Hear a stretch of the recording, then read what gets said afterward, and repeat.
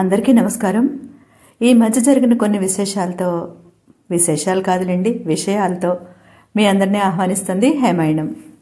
చూశారు కదా, gulab jam packet MTR తెమ్మంటే మా వాడు ఆశీర్వాద్ తెచ్చాడు, అది లేదని. ఇది చిన్న ప్యాకెట్ 200 గ్రాములు ఉండేది ఇదివరకు, కానీ ఏంటో ఇప్పుడు 175 గ్రామ్సే ఉంది. ఎందుకండి ఏ విశేషం లేకుండా గులాబ్ జామ్ అంటారా? నిజానికి నాకు తినాలనిపించిందండి. అదే కాక ఒక చాలా పెద్ద కారణం ఉందన్నమాట. ఏంటంటే నిన్న నా బారసాల. ఏంటా అనుకుంటున్నారా? ఏం లేదండి, కార్తీక శుద్ధ నవమి నాడు శతభిషం నక్షత్రంలో నేను పుట్టాను. అయితే ఏంటంటే ఒక్కొక్కసారి నవమి శతభిషం 2 కలిసే పడతాయి. మేమైతే నక్షత్రం ప్రకారమే చేసుకుంటాం. నాది డేట్ ఆఫ్ బర్త్ అయితే నవంబర్ 15. ఈసారి ఏంటంటే నవమి నవంబర్ 10న పడింది, శతభిషం నక్షత్రం 11న పడింది, తర్వాత డేట్ ఆఫ్ బర్త్ 15 కూడా వచ్చింది. అయితే ఎన్నో కొత్త చీరలు ఉన్నాయి, ఒకదానికి బ్లౌజ్ కూడా ఉందనుకోండి, కానీ నాకైతే కట్టుకొని అవకాశం కూడా లేదండి. అంత బిజీగా ఉన్నానన్నమాట. ఏంటంటే అలాగా విహారీ అప్పటికి మరీ ఇంకా వారమే కదా అయింది వచ్చి, ఇంకా అలాగ పని అంతే. నాకు కుదరలేదు. నృహర్ అన్నాడు అనమాట, అమ్మాయి ఎక్కడికైనా వెళ్దామా సరదాగా, ఏదైనా లంచ్కి కానీ డిన్నర్కి కానీ అని. వాడికి ఆఫీస్ డేస్, పాపం ఏదో అడగాలని అడుగుతాడు ప్రేమ కొద్ది, కానీ నేను అసలే ఎక్కడికి రానంటాను. ఇంకా మరీ వద్దమ్మా, తమ్ముడికి ఇంకా అసలు ఏమీ బయట ఏం తినొద్దు, పాపం వాడు తినకుండా మనం ఎలా వెళ్తాం, వాడు ఏం అనకపోయినా సరే అన్నాను. నవంబర్ 10వ తారీఖునే నా పుట్టినరోజు, నవమి నాడే అనుకుంటే మరి నిన్నటికి 11 రోజులు అయ్యాయి కదా. 10వ పురున్నాడు 11వ పురున్నాడు ఎంత హంగామా చేస్తారు ఎవరైనా పుడితే. అందుకని నిన్న నాకు నేనే సెలబ్రేట్ చేసుకున్నానమాట. అంతేకాదు వేరే కారణం కూడా ఉందిలేండి. ఆ 175 గ్రాముల ప్యాకెట్కి నేను గ్లాస్ చూపించాను చూడండి ఇందాక, దాంతో గ్లాసున్నర కంటే ఒక్క చెంచా ఎక్కువ ఉంటుంది. అలా వేసాను పంచదార. అసలండి ఇంక మీరు అన్నీ ఇలాగే చెప్తారంటారు మీరు, కానీ ఉన్నాయి గులాబ్ జాములు అసలు మామూలుగా లేవు. ఛాలెంజ్ చేసి చెప్తున్నాను, ఏ స్వీట్ షాప్ వాళ్ళు కూడా ఇలా చేయలేరు, అంత బాగున్నాయి. కాలా జామున్ కంటే అద్భుతంగా ఉన్నాయి. ఏంటో తెలీదు.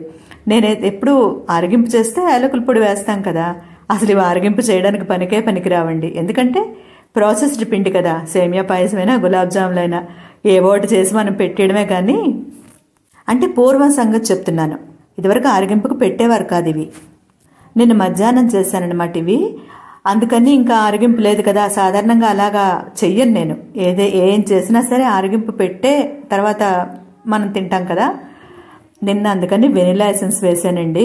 అబ్బబ్బబ్బబ్బబ్బా, ఏమి రుచి తల్లి, ఏమి రుచి అని మిథునం సినిమాలో ఎస్పీబీ గారు అన్నట్టు అలా ఉన్నాయన్నమాట. అంత డెలిషియస్గా ఉన్నాయి. ఈ ఇడ్లీ పిండి మొన్న మంగళవారం రాత్రి రుబ్బానండి. అంటే సాయంత్రం పప్పు నానబెట్టి మిక్సీలోనే వేసాను. నిన్న మధ్యాహ్నానికి ఇలా వచ్చిందనమాట పొంగి. ఎంత బాగుందో చూసారా. వెట్ గ్రైండర్లో వేయాల్సినంత పని లేదు, అంతేకాక నాకు అవి తోముకునే ఓపిక కూడా లేదు. సరే చలికాలం కదా, ఒక రోజంతా ఒక 24 గంటలు ఉంటే పొంగుతుంది అనుకున్నాను, కానీ 24 గంటలు అవ్వకుండానే మధ్యాహ్నానికి ఇలా ఉంది. అయిందా? తర్వాత ఈ టీలు కాఫీలు ఇవన్నీ అయ్యాక నేను నిన్న ఒక కథ అప్లోడ్ చేశాను కదా, ఆ కథ రాసుకొని అది వీడియో చేసుకొని అప్లోడ్ చేసి షెడ్యూల్ చేసుకుని వచ్చేసరికి ఆ పిండి చూడండి పొంగి బోర్లా పడింది అంటారు కదా, అలా అయింది. ఏకంగా గిన్నెల్లోంచి పొంగిపోయి గట్టు మించి పడిపోతుంది. సరిపోయింది, మూలిగి నక్క మీద తాటిపండు అన్నట్టు. అప్పుడు అవంతా శుభ్రం చేసుకొని ఇలా 2 గిన్నెల్లోకి తీసుకొని ఉంచానన్నమాట. మళ్ళీ బాధ మొదలయ్యే సమయం వచ్చేసిందండి. ఎందుకంటే విహారీ నిన్న బయలుదేరాడనమాట. అంతకుముందే మొన్న శుక్రవారమో శనివారమో గుర్తులేదు, వాళ్ళ లీడ్ మెసేజ్ చేశారట. అంటే 15 రోజుల వరకు అయితే పర్వాలేదు, కానీ ఇంకా వర్క్ ఫ్రమ్ హోమ్ చెయ్యాలంటే పేదవాళ్ళకి మనం డాక్టర్ చేత రాయించి పంపించాలి. ఒకసారి డాక్టర్ దగ్గరికి వెళ్ళి ఆయన చేత సైన్ చేయించి అది నాకు మెసేజ్ చెయ్యి అన్నారట. వీడు సోమవారం ఉదయం డాక్టర్ గారి దగ్గరికి వెళ్ళాడు. అసలు మళ్ళీ రానక్కర్లేదని ఆయన చెప్పేశారు. అప్పుడు అడిగారు ఆయన, ఏమైనా రాయాలా నేను అని. అవసరం లేదని చెప్పేసట. కాకపోతే ఏంటంటే సోమవారం వెళ్ళేసరికి ఆయన అవుట్ ఆఫ్ స్టేషన్ ఉన్నారు. ఏదో అర్జెంటుగా వెళ్లాల్సి వచ్చి ఊరికి వెళ్ళారట నిజామాబాద్. బుధవారం వస్తారు సార్ అని చెప్పారట. సరే ఇంటికి వచ్చి అన్నాడు, అమ్మ ఇంకా మళ్ళీ బుధవారం వరకు ఉండి ఆయనకు చూపించుకొని వెళ్ళడం ఎందుకు, వెళ్ళిపోతాను, బాగానే ఉన్నాను కదా, ఆ మందులు అవి వాడుతూ కొంచెం జాగ్రత్తగా ఉంటాను, నువ్వు బెంగ పెట్టుకోకు అన్నాడు. సరే నాన్న, జాగ్రత్తగా ఉండు, వెళ్ళడమే మంచిదిలే, బాగానే ఉన్నావు కదా అన్నాను. అందుకని నిన్న బుధవారం రాత్రి 11:30 ఫ్లైట్కి బుక్ చేసుకున్నాడు అనమాట. బయలుదేరాడు. ఇంకా వాడు వెళ్లే ముందు అయితే కామ్ అయిపోతాడు పాపం. ఏదో నా కోసం మాట్లాడుతున్నా, నాకు తేడా తెలుస్తుంది. నాన్న, నువ్వు ఇన్ని రోజులు నా దగ్గర ఉండడం నాకు ఆనందమే, కానీ ఈ కారణంతో కాకుండా తక్కువ రోజులున్నా సరే మంచి ఆరోగ్యంతో ఉండాలి నువ్వు అని పంపించాను. ఇంకా మామూలే కదా మనకి బాధ. విహారీ 3వ తారీఖున వచ్చాడు కదా, అప్పటి నుంచి ఇంచుమించు రోజు ఇడ్లీలు వరుస వారం నుంచి 10 రోజుల వరకు అయ్యాయి. అయితే శంకరమ్మకి చెప్పానమాట.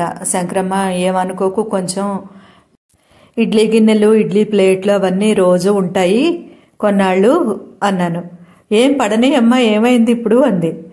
కానీ దాని వెనకాల ఒక పెద్ద ప్లాన్ ఉందని నాకు తర్వాత తెలిసింది. అది అయిపోయిందా, మర్నాడు చెప్తుంది, అమ్మ నేను ఒక వారం నుంచి 10 రోజులు రాను అని. అమ్మ శంకరమ్మ, పెద్ద ప్లానే ఇది అన్నాను. అంటే నవ్వుతుందనమాట. ఏం లేదమ్మా, అన్నబిడ్డ పెళ్ళుంది, ముందు అది చూసుకొని అక్క కొడుకు పెళ్లి నేనే చెయ్యాలి, అక్క బావ ఇద్దరు లేరు, మేమే చెయ్యాలి, మాదే బాధ్యత అంది. సరే 13 నుంచి ఈరోజు ఎంతండి, 21, ఈ రోజు వరకు అయిపోవజా లేదు. నిజానికి నేను నిన్నటి నుంచి వస్తుందని చాలా ఆశించానండి, కానీ నిన్న లేదు, ఈరోజు లేదు.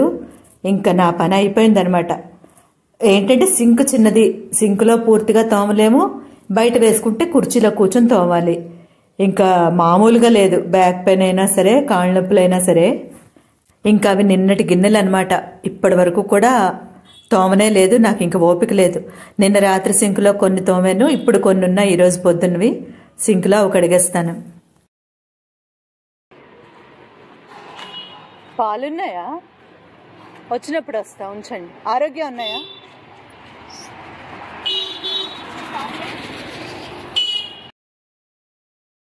ఇప్పుడు ఈరోజు సాయంత్రం బయటకు వెళ్ళానండి, చిన్న పని ఉండి. ఆ పని ఏంటంటే ఒక చోట బ్లౌజ్ ఇచ్చానమాట. ఎప్పుడు 2 వారాల క్రితం గుడికి వెళ్ళాను చూడండి, నేను ఒక పొరపాటు చేశాను, అందుకే గుడికి వెళ్ళానని పెట్టానా, వెంకటరమణమూర్తి గుడికి ఆకాశదీపం పూజ. ఆ రోజు ఇచ్చాను. ఈ రోజు వరకు నాకు అసలు ఫోన్ చేయడానికి కూడా కుదరలేదు.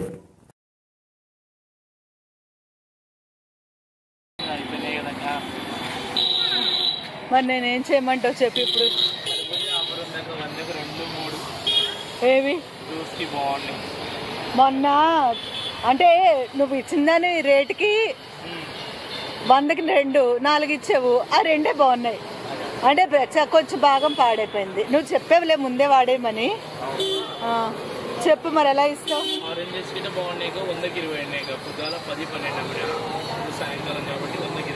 అవును, కానీ పులుప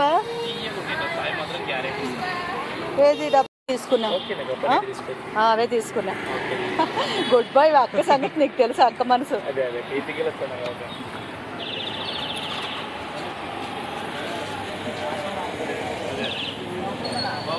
నాన్న కవరొద్దు, నేను ఇస్తా. చూస్తా, ఒక నాకు చూపించు.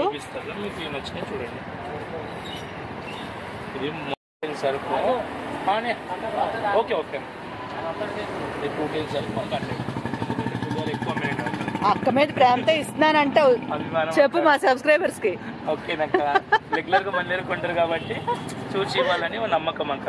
ఒకసారి లాస్ అవుతుంది, ఒకసారి లాభం అవుతారు. అట్లా వీడియోస్ తీయడం చూస్తూ ఉంటాడు కదా, అక్క పైసలు వస్తాయి కదా అక్క అన్నాడు. ఇంకా లేదు నాన్న, టైం పడుతుంది, ఇప్పటికి 2.5 ఏళ్ల పైన అయింది, వస్తాయి లేకపోతే లేదు, నా పని ఇదే నాన్న అన్నాను. బాగుందక్క, మంచిగా చేయక్క అన్నాడు. ఇకపోతే బ్లౌజ్ ఇచ్చానని చెప్పానా, ఆవిడ నేను ఇన్నాళ్ళ తర్వాత వస్తే ఆవిడ షాప్ తీయలేదు. సాధారణంగా ఎప్పుడు తీసే ఉంటుంది, ఎందుకో మరి క్లోజ్ చేసింది తెలియదు మరి. అదిగో అదే. ఇంక రేపు శుక్రవారం సంతకి వెళ్తే ఆవిడ తీస్తే అప్పుడు చూడాలి. ఇంక మళ్ళీ వెనక్కి వచ్చానమాట. మా తమ్ముడి దగ్గర పళ్ళు కొన్న కవర్ ఉంచాను, అది తీసుకొని ఇంకా ఇంటికి వచ్చాను. ఈరోజు మధ్యాహ్నం భోజనమే మా నృహరి తింటా అన్నాడు. వాడు తిని నేను తినేసరికి 2:15 అయిందండి. అందుకని ఇంక రాత్రి వంట అయితే ఏం లేదు. మామూలుగా ఏదైనా తినాలనిపిస్తుందని ఇదిగో ఈ కట్టమిట మిక్చర్ పావులో సగం ఇద్దరికి చెరొక క్రీమ్ బన్ తెచ్చానమాట. ఇంకా డిన్నర్ ఇదే. హాట్స్టార్లో కిష్కింధకాండ సినిమా బాగుందని చాలామంది చెప్పారండి.